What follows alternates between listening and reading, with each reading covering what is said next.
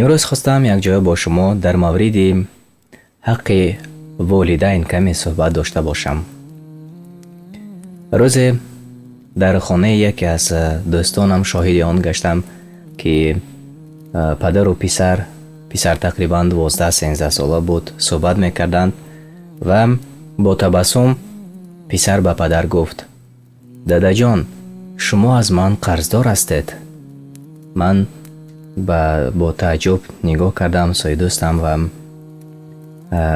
برای من نقل کرد. گفت که ما هر هفته عنعنه داریم و به دست کودکان مقدار معین پول میدهیم تا اینکه لوازمات ضروری را برای مکتب خریداری کنند. شاید که همان روز پدر کمی دیر کرده باشد و پسر خب این گونه به پدر خطاب کرد و در حال یک حدیث به خاطرم آمد از کتاب ریاض الصالحین که از ابو هریره رضی الله عنه روایت شده است. می فرماید: از رسول الله صلی الله علیه و سلم شنیدم که گفتند: فرزند حق پدر را ادا کرده نمی تواند مگر آن که پدر را در غلامی یابد و آزاد نماید.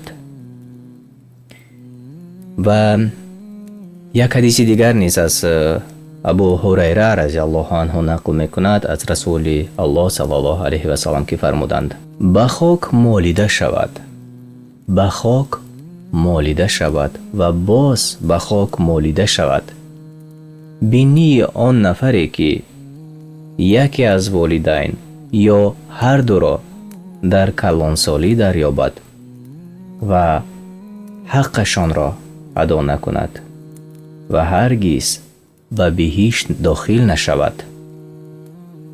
از این رو بعضا نه تنها کودکان 10-12 ساله بلکه بزرگان نیز به خطا راه می دهند و شاید از نادانی باشد و پدر یا مادر خود می گویند که شما قرضدار هستید یا اینکه به این مانند شوخی ها می کنند. اما ما نمی دانیم که حق فرزندی را در نزد پدر مادر و یا حق آنها را ما به جا آورده نمی توانیم حتی تا دم مرگمان.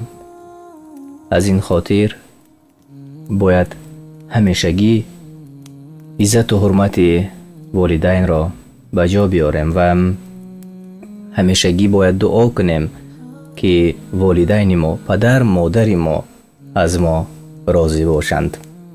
الله تعالی بزرگوار والدین را، پدر مادران را در پناه خودت حفظ کن و ما را ببخشای اگر ما به خطاگی راه داده باشیم.